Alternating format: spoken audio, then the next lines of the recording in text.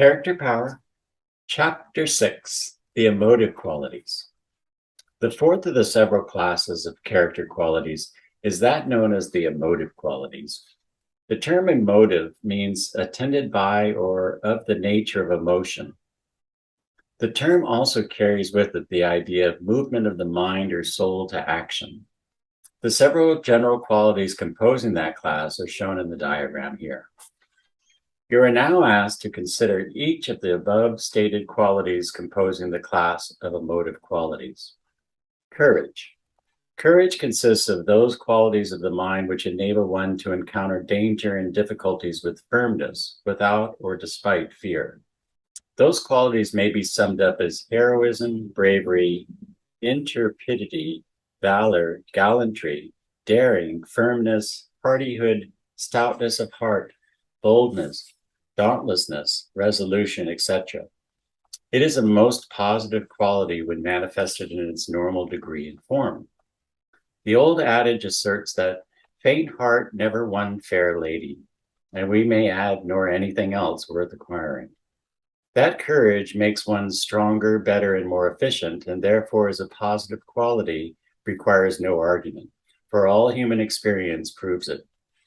The successful individual must have courage to encounter dangers and difficulties, fortitude to endure physical and mental pain and distress, resolution to maintain his ground and to sustain his will, not to recede, valor to lead and conduct his enterprises to a successful termination. Courage is that bold, resistant, defiant, self-protective spirit which marks the men and women who do things and who arrive. The deficiency negative of courage is known as cowardice, which consists of want of courage to face danger or difficulties, extreme timidity, pusillanimity, lack of spirit, proceeding from or expressing base fear. Cowardice is the quality of the timid, fearful, chicken-hearted, white-livered, pusillanimous, recreant, craven soul. It is one of the most negative of the negative character qualities and always tends to make one weaker, worse, and less efficient. Its germ or essence is found to consist of the surrender to base fear, a craven dread and apprehension, accompanied by a lack of spirit to meet and combat that of which one is afraid. One may experience fear and still possess courage to confront and combat it. But the coward not only experiences the fear, but also lacks the spirit to meet it and to give it battle. Some of the most courageous men freely admit that they experience fear, but they go forth to give it battle instead of seeking to run away from it. The truest courage is of that which proceeds to the battle despite fear, in defiance of fear. Fear is the most depressing of all the emotional states. It has been called the mother of negative emotions. Its brood is a large one, including not only cowardice, but also worry, jealousy, and other elements of the black side of emotional experience. The Buddhists call it the freezing emotion and treat it as equal in undesirable rank with anger, or the burning up emotion. They hold that fear and anger constitute the two great parents of the negative emotion. Fear and anger are the two great emotional unbalancers, fear being the depressing unbalancer, anger being the maddening unbalancer. Fear freezes the soul, anger burns up. Fear paralyzes the will, anger sets it crazy. The extreme phase of fear is that known as panic, the latter word originating in the Greek term indicating the mental state of those who suddenly caught sight of the god Pan. Panic causes one to fly all to pieces and to become irresolute, timorous, and disposed to flee before shadows or from vain sounds. Fear may be overcome by boldly facing it and gazing into its eyes. At the best, fear is a big bluffer. Call its bluff and it retires from the game. It is a make-believe thing, a counterfeit. It is a lathe painted to resemble iron. Confront it boldly, seize hold of it, and its falsity of nature will reveal itself. Confront it with will and determination, and it will retreat from the scene, though uttering fierce cries intended to terrify you who have conquered it. Bring into its presence its positive opposite, courage, and its negative shadow will disappear. Treat fear as a reality, and you but strengthen its power. Deny its reality, and it melts away into the shadow world from which it emerged. When you find it confronting you and seeking to deny you entrance to the gateway of success, boldly confront it and deny its real existence, and it will fade away into nothingness, though bestowing upon you its hateful grin and baleful glare until the very last, leaving the gateway free for your passage through its portals. The excess negative of courage is known as recklessness, which consists of a perversion of courage and is composed of the elements of foolish daring without judgment or prudence, foolhardiness, rashness, thoughtless action, precipitation, incautiousness, unwariness, action without thought or care of consequences. This quality undoubtedly tends to make you weaker, worse, and less efficient. Being a perversion rather than a true positive, this quality should be restrained and restricted and transformed into the true positive norm of courage by blending with it prudence, reason, judgment, and foresight. Balanced temper. Balanced temper consists of a well-balanced, well-poised temper. Temper in this usage means disposition of the mind as respects the passions and emotions, particularly the passion or emotion of anger. The dictionaries give the two following antithetical definitions of the term temper. 1, calmness of mind, poise of disposition. 2, undue heat of mind, passion, irritation, proneness to anger. The individual of the balanced temper is spirited and animated, yet poised, self-controlled and balanced, firm of purpose, strong of spirit, yet slow to wrath. He lacks the spiritless condition of the deficiency negative, yet he also escapes the perversion of the excess negative, of ill temper, rage, wrathfulness, proneness to anger, etc. Balanced temper is a true positive quality and in every sense tends to make you stronger, better, and more efficient. The deficiency negative of balanced temper is known as lack of spirit. The term spirit in this usage being defined as temper or disposition of the mind, energy, vivacity, ardor, enthusiasm, courage, etc. Lack of spirit is marked by spiritlessness. It is vigorless, wanting in courage, lacking in animation or liveliness of temperament, destitute of activity of spirit. It is not a state of being slow to wrath, but rather a state of abnormal meekness, excessive gentleness, morbid humbleness, submissive spiritlessness, yielding mildness, and is incapable even of righteous indignation. It is the sheep-like passivity and negativity, the rabbit-like submissiveness. It is truly negative, always tending to render you weaker, worse, and less efficient. It must not be confounded with balanced temper, for the latter is a lively spirit, well controlled, nicely balanced, and well poised, while the former is weak spiritlessness, lack of courage, and lack of real interest and enthusiasm in life and living. A state of apathy, lethargy, and lifelessness of spirit. Balanced temper manifests the calmness of life. Lack of spirit manifests the calmness of death. The two are polar opposites. Be not deceived by those who would persuade you that the two are identical. They are antithetical. The excess negative of balanced temper is known as ill temper. The term ill meaning contrary to good, opposed to advantage, bad, evil, wrong, not in accordance with fitness. Ill temper is marked by a strong tendency toward anger, wrathfulness, loss of temper, rage, fury, ire, madness of temper, etc. Ill temper manifests in a greater or less tendency toward anger. Anger is defined as a strong passion or emotion of displeasure, usually involving antagonism and desire to punish, excited by a real or supposed injury or insult to oneself or others, or by the intent to do such injury. Resentment is anger smoldering beneath the surface and often consisting of very deep and enduring anger. Wrath and ire are the feelings of those roused to bitter anger. Rage is a vehement ebullition of anger. Fury is rage amounting almost to madness. Righteous indignation, though sometimes blending into negative anger, nevertheless often belongs rather to the quality of balanced temper, for rightfully defined, it is a generous outburst of temper in view of things which are unworthy to be done. Anger, in the sense of rage, fury, wrath, ill temper, etc., is a very negative emotional state. It tends to make you weaker, worse, and less efficient in every true sense of these terms. The origin of the term throws light on its character. It has its sources in the Sanskrit term meaning pain, anguish, and in the Latin term meaning a struggling anguish, and in the Greek term meaning to strangle. Anger, strongly manifested, really is a form of madness or temporary insanity. The person filled with rage and fury really is mentally unbalanced for the time being. Surely no further warning against anger is needed here.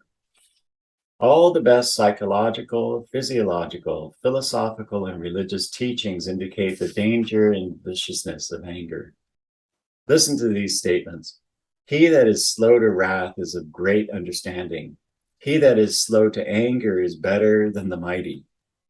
The discretion of a man maketh him slow to anger. Make no friendship with a man that is given to anger, and with a wrathful man thou shalt not go. So much for the morality phase, or the worldly wisdom side of the subject. For the physiological, psychological side or phase, note the following statement of Dr. Benjamin Ward Richardson. The passions which act most severely upon the physical life are anger, fear, hatred, and grief. Of all of these passions which I have enumerated as most detrimental to life, anger stands first. He is a man very rich in physical power who can afford to be angry. The richest cannot afford it many times without incurring the penalty, a penalty that is always severe. We say that a man was red with fury, or that he was white with rage, by which terms we seek to express the extent of his fury. Physiologically, we are speaking of the nervous condition of the minute circulation of his blood. Red fury means partial paralysis of the minute blood vessels. White rage means temporary suspension of the action of the heart, the prime mover of the circulation itself. But such disturbances cannot often be produced with the occurrence of permanent organic evils of the vital organs, especially of the heart and brain. The control of anger, like the control of fear, is most important. The ancient Greeks and the ancient and modern Buddhists hold that the man who has learned to control these two negative emotions is well advanced on the road to mastery, and that he who has mastered these two twin evils has thereby gained sufficient strength whereby he may easily overcome and master the remaining negative qualities. Here you will do well to remember that 1, deficiency negatives are overcome by manifesting and cultivating the positive norm associated with them. And that 2, excess negatives may be overcome by so blending them with tempering, modifying, and harmonizing elements that they are transmuted into the positive norms associated with them.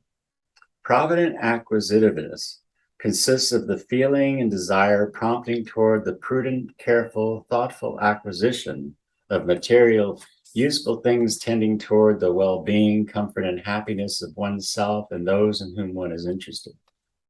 The term provident means foreseeing wants and making provisions to supply them. The term acquisitiveness means the quality of acquiring, gaining, obtaining, attaining, procuring, winning, securing, earning desired things, usually by one's own exertions. That this character quality is a positive one cannot be doubted. Expressed and manifested in the normal and positive degree, it certainly tends to make you stronger, better, and more efficient. Some so-called philosophers and moralists have sought to identify this character quality with its excess negative or perversion, and have either actually or tacitly condemned it as unworthy or even reprehensible. But at the last, such teachings are seen to be a more or less hypocritical pretense, or a more or less vain prose. The lives of such teachers frequently being in direct contradiction to their teachings. It cannot be denied that in the present state of human society, at least, It is worthy, righteous, and normal course of conduct for one to seek to procure and provide the things essential to the comfort, happiness, and welfare of oneself and those dependent upon him or in whom he is interested. Those who manifest such traits of conduct and character are commended by the general average of society, and those who fail to manifest them are condemned by public or even punished by law. The above statements refer also to the provident and prudent acquisition of money. Money is merely a symbol of the things which it will purchase. In our civilization, money stands not for itself, but rather for that which it may be used to acquire and secure. In seeking to acquire money, one is but striving to obtain food, shelter, clothing, necessities, comforts, conveniences, and luxuries of many and varied kinds. It may be true that money is the root of evil, but it is equally true that money is the wherewithal, the necessary means or instrument with which we obtain the necessary, useful, and good things of life. Money is neither better nor worse than the things which it is employed to purchase. The evil of money consists in its wrong getting and wrong spending, in its misuse rather than in its use, in many cases. Most of the revilement of money on the part of pseudo-moralists is mere cant and claptrap. There is no virtue inherent in poverty, in spite of the pious pretense to the contrary. Poverty is a curse, and the individual rightfully strives to avoid or to overcome it. The deficiency negative of provident acquisitiveness is known as improvidence, which consists of failure to provide for the future, not only in the direction of being careless, wasteful, shiftless, prodigal, etc., but also in the direction of failing to acquire, make, gain, procure, secure, and earn a reasonable and just recompense for one's services, time, and labor. Improvidence may consist either of a failure to get or a failure to hold, or both. The excess negative of provident acquisitiveness is known as miserly greed, which consists of either or both of the qualities of one, unduly greedy, avaricious, rapacious, desire for gain and wealth, and miserly, parsimonious, penurious, stingy, niggardly, hoarding of wealth or property. In either case or phase, miserly greed overreaches itself and defeats its original object of happiness and content. This because instead of mastering and using wealth and property, it allows itself to be made a servant of and to be used by wealth and property. Neither of the two negatives just mentioned meet the test of the touchstone of positivity. That is, will this make me stronger, better, and more efficient? The positive norm of provident acquisitiveness, on the contrary, meets the test fully. Therefore, it is worthy of being cultivated, developed, expressed, and manifested by those who wish to become stronger, better, and more efficient, according to the rule of positivity. Hopeful faith. Hopeful faith consists of the mental attitude which is marked by a harmonious combination and blending of hope and faith. Hope is the desire for good, accompanied by an expectation of attaining it. Faith is firm belief in regard to important truth. The mental attitude of hopeful faith is a most positive one and certainly tends to make one stronger, better, and more efficient when manifested in normal and well-balanced degree and form. This mental attitude comprises that confident expectation, which is one of the elemental principles of our master formula of attainment.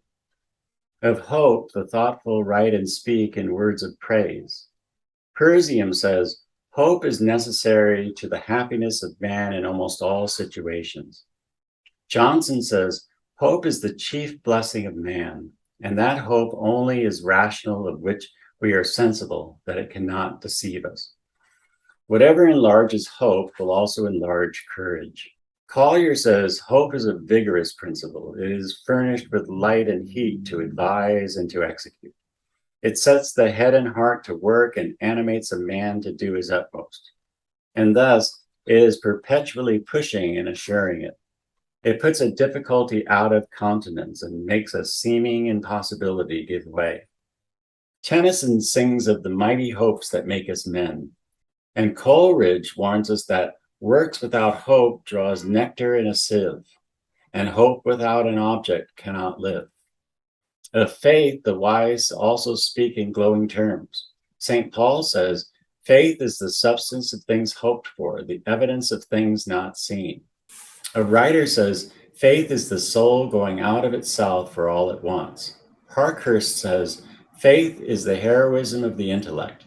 Hazlitt says, faith is necessary to victory. Elizabeth Oakes Smith sings, faith is the subtle chain which binds us to the infinite, the voice of a deep life within that will remain until we crowd it hence. To many who have wearied of dogmatism and blind faith upon assumed authority, the word faith has lost some of its original charm, power, and meaning. But faith has a far deeper and more fundamental meaning. Its roots are embedded in that universal principle of power, of which the ego, or I am I, is a focal center of expression and manifestation. The positive individual has hopeful faith. Faith in the cosmic laws, faith in the power that be, faith in himself. His faith in himself is the natural result of his faith in the ultimate meaning of things and in the cosmic law. Coming in contact with power, he allows its forces and energies to be transmitted to himself. Feeling its inflow through the channels of his inner being, he cannot escape having hopeful faith. But his is not the weaker faith which merely believes and dares to expect. His is the strong, hopeful faith that knows. The deficiency negative of hopeful faith is known as hopeless doubt, which is marked by an absence of all that makes hopeful faith what it is.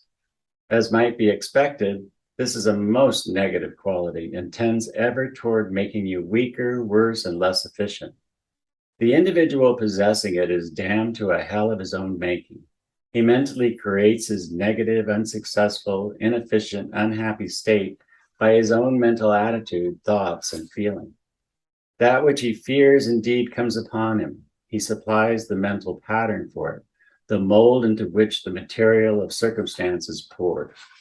He sets in operation the law of attraction, but in the wrong direction. This mental attitude should be cured vigorously and at once. The excess negative of hopeful faith is known as visionary credulity, which consists of false faith and false hope in and upon unworthy objects, and an absence of valid rational ground and basis of belief and hope. The term visionary means existing in imagination only and lacking in reality. Fanciful, fantastic, unreal. Fanciful versions of castles in the air or daydreams. Credulity means the quality of being credulous, i.e., of believing on very slight evidence, being unsuspecting, easily imposed upon, superstitious, gullible, etc. Persons of this type readily believe almost all that is told them and hope to realize and cash in on such promises. They will believe that the moon is made of green cheese if they are told so in the tones and with an air of authority, and they will rush to invest their money in shares in the Lunar Cheese Supply Company, Incorporated. As someone has said, show them an egg and the next minute the air is full of feathers. And he might have added, and they will begin at once to figure on the fortune coming to them from the sale of feather dusters. This negative quality is a perversion of the positive norm of hopeful faith, of course. It may be transmuted into the latter by a rational blending and balancing of judgment and discrimination in the development of employment of logical reasoning. Earnest interest. Earnest interest consists of the application of the attention to objects or subjects which in themselves are of a positive and helpful character, and which tend to make you stronger, better, and more efficient when knowledge of their nature and their application is acquired. Interest is excitement of feeling accompanying special attention, the moving power of attention based upon feeling or emotion. Earnest is defined as eager intent, serious, fixed, determined, etc. Interest is the motive element of attention, and attention is the key of observation, thought, perception, reasoning, memory, voluntary action, etc. Earnest interest, then, is seen to be the positive, moving power of feeling, which is expressed and manifested in many important mental activities and actions of the will. Earnestness has been defined as eagerness, seriousness, intentness, and fixed determination in pursuit of an object. Zealousness combined with sincerity. Pascal says, earnestness is enthusiasm tempered by reason. Bovey says, earnestness is the devotion of all the faculties. It is the cause of patience. It gives endurance, overcomes pain, strengthens weakness, braves dangers, sustains hope, makes light of difficulties, and lessens the sense of weariness in overcoming them. Dickens says, there is no substitute for thoroughgoing, ardent, and sincere earnestness. Earnestness is illustrated by the adage, whatever you do, do with all your might. Enthusiasm is the sublimated form of earnestness. It is earnestness raised to the highest power. So exalting is its power when directed by reason that it sometimes causes one to feel that he is actually inspired by a higher power. The Greek term from which our word enthusiasm is derived means to be inspired by the gods.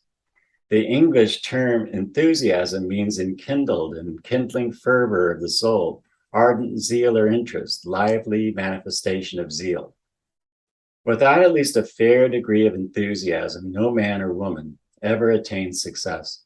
Enthusiasm is a soul power which inspires the individual and which, being contagious, influences those with whom he comes in contact. In its normal degree and form, it is a very positive character quality. The deficiency negative of earnest interest is known as apathetic lethargy. Apathy is want of feeling, privation of passion, emotion or excitement, supineness, sluggishness of emotional feeling. Lethargy is morbid indifference to feeling and desire for action, listlessness, inattention, heaviness of mind and soul. This negative quality is deadening to the soul. It paralyzes desire and will, and consequently kills out all ambition and incentive to action. It renders one a living corpse. By all means, inhibit this negative quality if it is manifesting in you. Its influence is pernicious. Destroy the foul weed by cultivating the sturdy plant of its positive opposite, earnest interest. Take an interest in things. Manifest zeal in your activities. Pledge your soul with balanced enthusiasm. The excess negative of earnest interest is known as unbalanced enthusiasm, which consists of an irritating, ill-judged, unbalanced manifestation of emotional excitement and enthusiasm.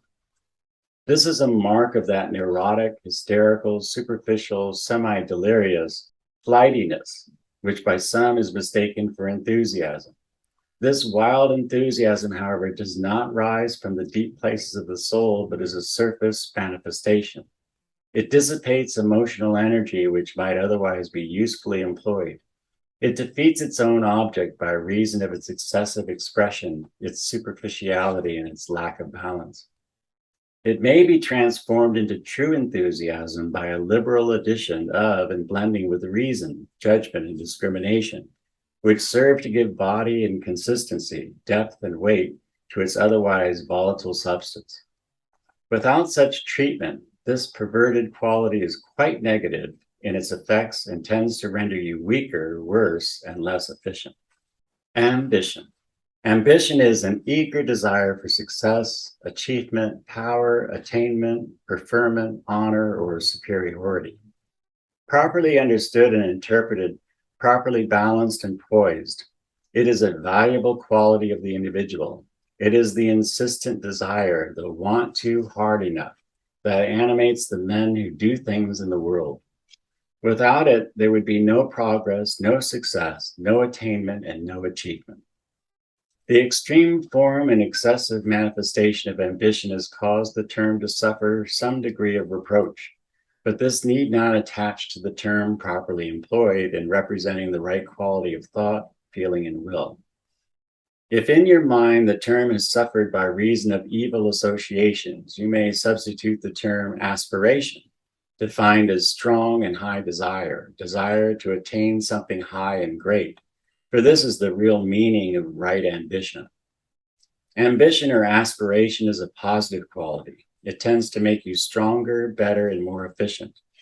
In the form of insistent desire, it is one of the elements of the master formula of attainment. Without it, the will is not called into persistent determination, another element of the master formula. The deficiency negative of ambition is known as lack of ambition.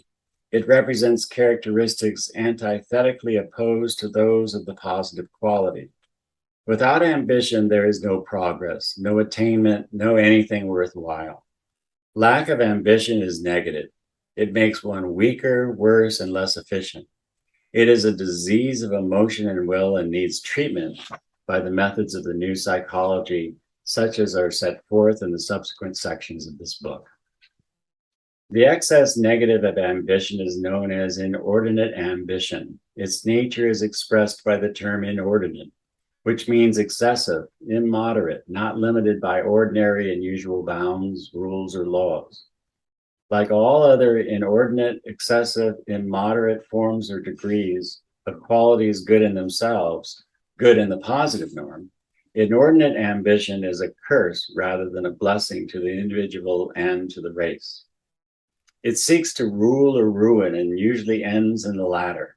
History and common experience supply illustrative examples of convincing power. No further argument is required to point out that inordinate ambition is negative in its nature, that it tends to make the individual weaker, worse, and less efficient, in the end and often from the very start. Beware the extremes.